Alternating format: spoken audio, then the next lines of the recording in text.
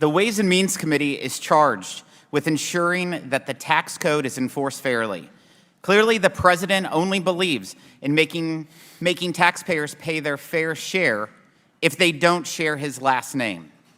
These two courageous whistleblowers provided my committee with devastating testimony showing that the government is not treating all taxpayers equally, and the DOJ and the IRS gave preferential treatment to the president's son during a criminal investigation into his taxes. These individuals in front of us today are credible and set for nearly 15 hours of interviews with both Republicans and Democrats. I personally took part in the interview with Mr. Ziegler. Here's what we learned from the interviewees. The IRS recommended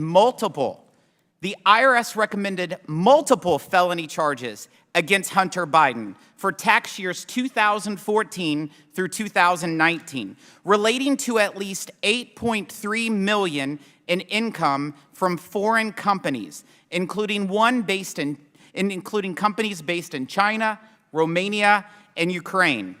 And that is the only amount discovered despite the roadblocks and obstruction their investigation faced. The Department of Justice engaged in a campaign to delay, divulge, and deny that investigation. They delayed investigators for years, leading to the expiration of the statute of limitations for many of the crimes involved. They divulged key investigative details to Biden's attorneys and even the president's transition team. And they denied investigators the ability to authenticate evidence, serve warrants, question witnesses, and bring charges.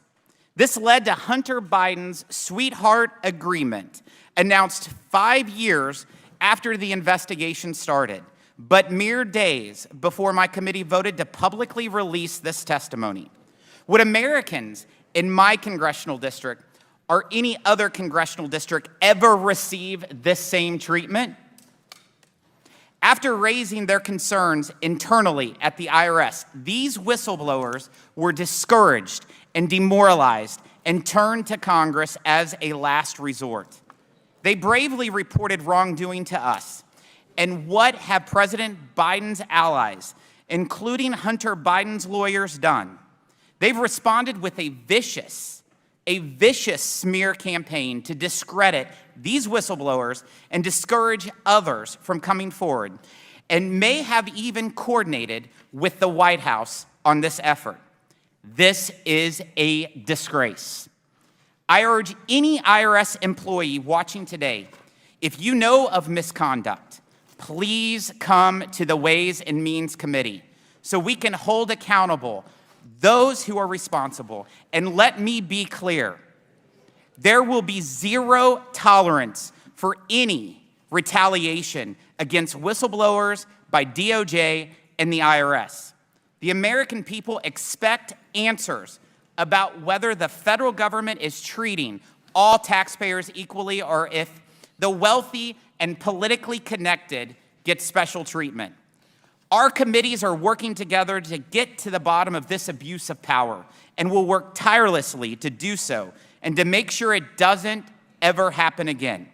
Americans should not have to accept two tiers of justice in this country.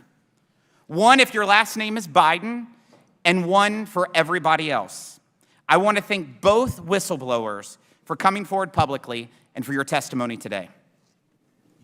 I yield to Mr. Jordan.